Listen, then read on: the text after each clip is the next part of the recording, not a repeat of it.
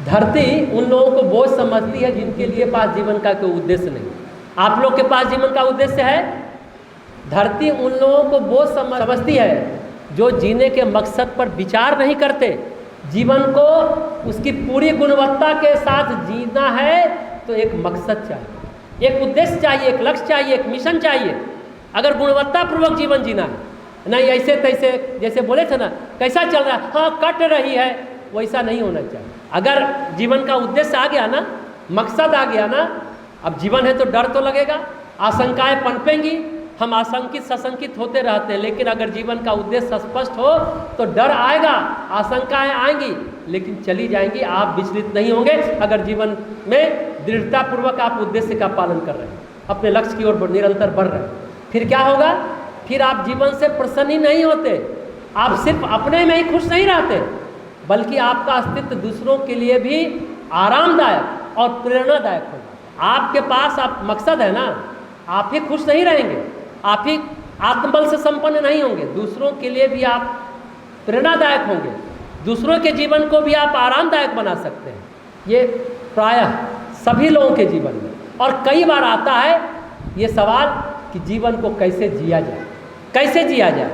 बालक है तब, युवा है तब, किशोर है तब, प्रौढ़ हो गए तब, बूढ़े हो गए तब, जीवन को कैसे जिया जाए, ये सवाल हमेशा से रहा। इसके जवाब कई हो सकते हैं। आपका जवाब आपका होगा, इसका जवाब इसका होगा, मेरा जवाब मेरा होगा। ये जवाब आपको खुद ही तलाशना है, इस प्रश्न का उत्तर आपको खुद ही ढूंढना है। हमें खुद से ही जवाब को तलाशना है और उत्तर तलाश कर उस पर जीवन के अंत तक चलने की कोशिश करते रहनी चाहिए। आज जीवन का मकसद क्या है? कोई नहीं कहेगा कि हम माँ बाप की सेवा करेंगे, समर्थ बनेंगे तो देश समाज राष्ट्र की सेवा करेंगे, ये कोई नहीं बोलता। आज के जीवन में 3 पी समझते हैं? पी का मतलब प, अंग्रेजी का पी अक्षर है। क्या है? 3 पी है जीवन का मकसद, 3 पी में पहला है पे, पेमेंट, कितना मुद्रा मिल रहा है, पेमेंट, पी है ना, पे करना। दूसरा प्रमोशन और तीसरा पेंशन। यही चाहता है लोग, अच्छी नौकरी मिले, अच्छा पेमेंट हो, जल्दी जल्दी प्रमोशन हो और रिटायर हो तो बढ़िया पेंशन मिले। आज के लोगों की यही स्थिति है। और जब ये तीनों चीज़ आएगा तो इसके जरिए 3 पी और आएगा, 3 पी और आ जाएगा। क्या आ जाएगा? पोजीशन आएगा, पावर आएगा, प्रेस्टीज आएगा। पे, प्रमोशन, पेंशन, उसके बाद पोजीशन, पावर और प्रेस्टीज। इसी में पूरी दुनिया घूम रही है गोल गोल। अगर इसी 3-6 को पाने में आप जुटे हैं, इस तरह की खोज जो है ना, हमें भीतर से खाली और खोखला करती चलती चली जाएगी, हमेशा खोखला करती रहती। क्या करना चाहिए? कुछ हटके करिए। हालांकि हटके नहीं है, मूल जीवन की मूल धारा है कि हमें संस्कारित होना चाहिए। अच्छे संस्कार, सुसंस्कार को विकसित करने चाहिए। माँ बाप अपने बच्चों को अच्छे संस्कार दें। अच्छा संस्कार तब दे पाएंगे जब खुद आप संस्कारित होंगे। खुद सुबह उठेंगे तभी बच्चे सुबह उठेंगे। खुद आप घर में सबसे लड़ेंगे तो बच्चे भी आपसे सबसे लड़ते चले जाएंगे। आज जैसे हैं उससे अच्छा संस्कार लाइए, अच्छा बने और खुश रहें, सुखी रहें, तभी जीवन की सार्थकता है। खुश हैं, सुखी हैं, यही जीवन की सार्थकता है। हमेशा आत्मचिंतन, आत्मविश्लेषण करिए, आत्मसमीक्षा करिए, इंटरेस्ट एक्सपेक्शन करिए कि आज हमसे किसी को कोई तकलीफ तो नहीं हुआ, हमने किसी को झूठ तो नहीं बोला, किसी को विश्वास दे करके उसके विश्वास को तो तोड़ा नहीं। हमेशा रात में सोते समय आत्मचिंतन करिए, आत्मनिरीक्षण करिए। बस वह काम करें जो हमें आंतरिक तौर पर प्रसन्नता प्रदान करे, वही काम करें जो हमें भी अंदर से संतुष्ट करे, प्रसन्न रखे। लेकिन क्या होता है, जीवन का विरोधाभास क्या है? एक समय हम कैसे होते हैं, अनुकूल समय हो तो, प्रतिकूल समय हो तो हम अपने अनुभवों को समेटते हैं, सुख दुख के अनुभवों को समेटने की क्षमता हमारे अंदर है। अनुकूल प्रतिकूल अनुभवों को समेटने की क्षमता है। लेकिन अगर सहने का अभाव ना हो तो बहुत जल्द प्रकट होने वाला छिछलापन भी प्रकट हो जाता है। तुरंत गुस्सा आते हैं, तुरंत रिएक्ट करते हैं, ओवर रिएक्ट करते हैं, पैनिक होते हैं, बाद में अफसोस करते हैं कि बेकार बोले। एक तरफ तूफानों से लड़ने का, मंजिल तक पहुंचने का आत्मविश्वास भी है, तो तूफान के डर से नाव के लंगर को खोलने जितना भी साहस नहीं बचता। दोनों है विरोधाभास। एक तरफ हम कर ले जाएंगे, नहीं हमसे कुछ नहीं होगा, ये मनोभाव आता रहता है, नकारात्मकता सकारात्मकता। एक तरफ खूब सहन करते हैं, एक तरफ छिछलापन भी दिखाते हैं। बड़ा जबरदस्त बात है। सबसे महत्वपूर्ण बात, दोनों के बीच संतुलन होना चाहिए कि हम बहुत कर ले जाएंगे, अहंकार बस एकदम नहीं हमसे नहीं होगा। ओवर एस्टिमेट भी मत कीजिए, अपने को अंडर एस्टिमेट भी मत कीजिए। आप बहुत कुछ कर सकते हैं, संस्कार आएगा ना तो दोनों के बीच संतुलन आ जाए। संस्कार को बढ़ाइए तो बात बनती चली जाए, तब आपके जीवन में संतुलन भी आ जाए। जीवन कैसा होना चाहिए? घड़ा जैसा, जो भी आवे अच्छी अच्छी बातें, अमृत को आप जमा करते जाइए। अमृत कलश बना लीजिए अपने जीवन के घट को। जीवन भी एक घट है, घड़ा है, या चलनी जैसा बना लेना चाहते हैं। चलनी में आप दूध नहीं जमा कर सकते, पानी नहीं जमा कर सकते, घड़े में कर सकते हैं। हम कभी तो हम घड़े जैसे हैं, कभी चलनी जैसे हैं, कभी हमारे में अंदर बहुत श्रेष्ठता की पूर्णता है और कभी बुराइयों के अनगिनत छिद्र भी हैं चलनी की तरह। संस्कार होगा ना तो आप अपने को मर्यादित कर पाएंगे, जीवन के उद्देश्य को जान पाएंगे, जीवन की अच्छाइयों को प्राप्त कर पाएंगे, और तो और हमेशा उत्साह से भरे रहेंगे। जब संस्कारित रहेंगे, पॉजिटिव रहेंगे तो उत्साह से भरे रहेंगे, आपकी अच्छाइयाँ प्रकट होती जाएगी और जीवन का उद्देश्य तो स्पष्ट रहेगा ही। लेकिन जीवन तो कर्म फल से बंधा हुआ है, बहुत मेहनत की, कोई ज़रूरी नहीं कि फर्स्ट ही कर जाए।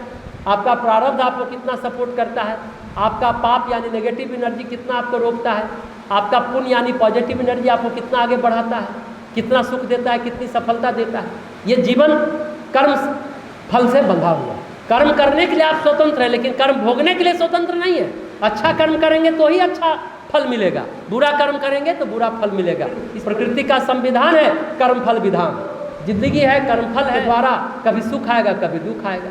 तो समझदारी से दुख को पार कर जाना, क्योंकि हमेशा थोड़ा बहुत दुख लगा ही रहता है। फिर वही बात करते, एक ही चीज़ ऐसा है जो हमेशा जिंदगी को जीने लायक बनाती है, वह है खेल। खेलना,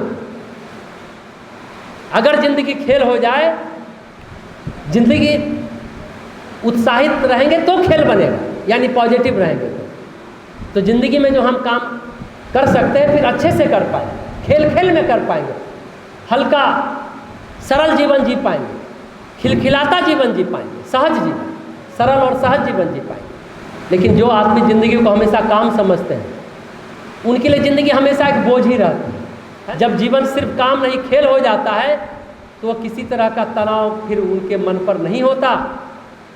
दबाव भले ही रहता है पर हमेशा वो तैयार रहते हैं। जब हम खेल खेलते हैं तो क्या हमेशा हमारे मन की होती है? विनेश फोगाट के लिए तो नहीं हुआ, हमेशा उनके मन का नहीं हुआ ना। 100 ग्राम वजन बढ़ गया, जो फाइनल में जाते क्या हुआ? लेकिन ज़िंदगी को पॉजिटिवली लेते हैं। 30 वर्ष का उत्साह, हम तो कहते हैं ज़िंदगी भर का उत्साह बनाए रखिए। दबाव भले रहेगा पर हमेशा आप तैयार रहेंगे, और मन के विपरीत होगा फिर भी आप खेल के हिस्सेदार हैं ना, हिस्सेदार रहेंगे। और हिस्सेदार रहेंगे तो खेल का मजा भी लेते रहेंगे। जानते हैं ज़िंदगी को जब खेल समझेंगे तो मजबूरी का एहसास नहीं होता है, अरे मजबूरी है करना ही पड़ेगा, और आप हंसते खिलखिलाते करते चलते चले जाए। और ज़िंदगी अगर खेल हो जाए तो उस खेल में हम जीते या हारे बात बराबर है, खेल समझे। लेकिन आज तो खेल भी खेल नहीं रहा, एक स्ट्रेस रहता है प्रतिस्पर्धा का, कंपटीशन का। खेल खेल में जिएंगे तो मज़े मज़े में जीवन में आगे बढ़ते चले जाएंगे। जीवन का प्रयोजन भी यही है, जीवन का उद्देश्य भी यही है कि हम जिंदगी को पूरे पॉजिटिव माइंडसेट के साथ जिए तो हमें जीवन का उद्देश्य मिल जाएगा, फिर जीवन हमें बोझ नहीं लगेगा। तो किसी के लिए जीवन बोझ है, किसी के लिए जीवन अवसर है, किसी के लिए जीवन रहस्य है, तो किसी के लिए जीवन प्रार्थना भी है। अब सोचिए कि हम तो साधनहीन हैं, हम क्षमता विहीन हैं, लेकिन भगवान जब सबको पैदा किया तो एक चीज़ सबको दिया, हमारे पास ये साधन ये क्षमता है कि हम प्रार्थना कर सकते हैं भाई। अभी हमने कहा ना, चारों तरफ अंधकार हो, असहाय स्थिति हो, दूर दूर तक कोई सहारा नहीं दिखता, तो एक पुकार जो निकलती है वो शब्द नहीं प्रार्थना बन जाता है। हमारा साधन हमारी क्षमता है ना कि हम प्रार्थना कर सकते हैं, भगवान को पुकारते हैं, क्योंकि हमें मालूम नहीं है कि आज का दिन ऐसा है तो कल का दिन कैसा होगा। हमें पता है क्या? नहीं पता है। इसलिए हमारे हाथ में अगर कुछ है तो सिर्फ और सिर्फ प्रार्थना है। प्रार्थना करिए। हमने कहा था प्रार्थना से सारे दुख कष्ट कठिनाइयों का नाश होता है। प्रार्थना करने से मन निर्मल होता है, टॉक्सिन निकल जाता है, हम बीमार नहीं पड़ते हैं। बस अंतर मन की गहराई से पुकार लगाएंगे तो फिर प्रार्थना नहीं होगा। आप पीक ऑफ कॉन्शियस चेतना के शिखर पर होंगे, फिर आप भगवान को छू सकते हैं, भगवान का एहसास हो सकता है, भगवान को आप महसूस कर सकते हैं। गहरी बात। और भगवान हो गए तो फिर कहाँ से आप साधनहीन होंगे, कहाँ से दिनहीन होंगे, कहाँ से आप असहाय होंगे? पूरा साहस होगा, पूरी शक्ति होगी, पूरी ऊर्जा से भरपूर होंगे प्रतिदिन ऊर्जावान रहने के लिए, खुश रहने के लिए, उत्साहित रहने के लिए। प्रार्थना अपने जीवन में जरूर शामिल कीजिए। यहाँ पर भी बहुत लोग अच्छा अभी प्रार्थना चल रहा है, लेट हो जाएंगे तो कोई बात नहीं, आप बहुत बड़ा चीज़ मिस कर रहे हैं। सामूहिक प्रार्थना जब होती है ना तो जीवन बदल जाता है। एक साथ इतने सारे लोगों की पॉजिटिव एनर्जी अंतरिक्ष में जाती है, कॉस्मोस में जाती है, ब्रह्मांड में जाती है, कई गुना हो करके वो डिवाइन एनर्जी लौटती है, दिव्य ऊर्जा। ऐसे करके आप अभी ध्यान करेंगे ना तो वो ऊर्जा हथेली रिसीव करेगी।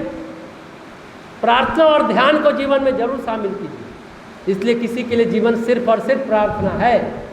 हम साधन विहीन हैं, हम क्षमता विहीन हैं, प्रार्थना तो कर सकते हैं, वो उतनी क्षमता तो है। प्रार्थना करिए, देखिए कैसे आप साधनहीन से साधनवान बन जाएंगे। ये बात समझिए तो जिंदगी खेल भी हो जाएगी। बस जिंदगी की समझ विकसित कर लीजिए।